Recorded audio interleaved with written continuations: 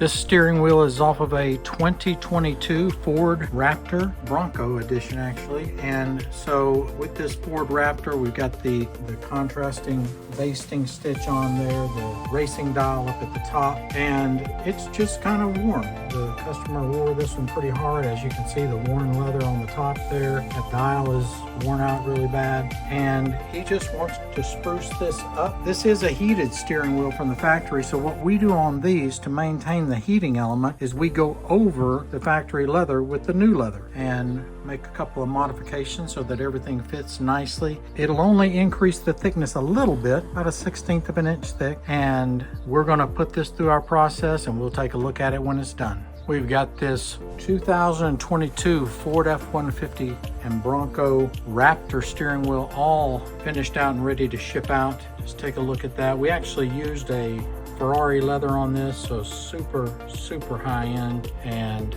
we went over the old leather in order to retain the heating element. There's a nice snap cut seams in there, that Raptor orange basting stitching and the dial at the top. So this is going to make this steering wheel look new again and make the truck feel new again. So reach out to us at craftcustoms.com and we look forward to working with you.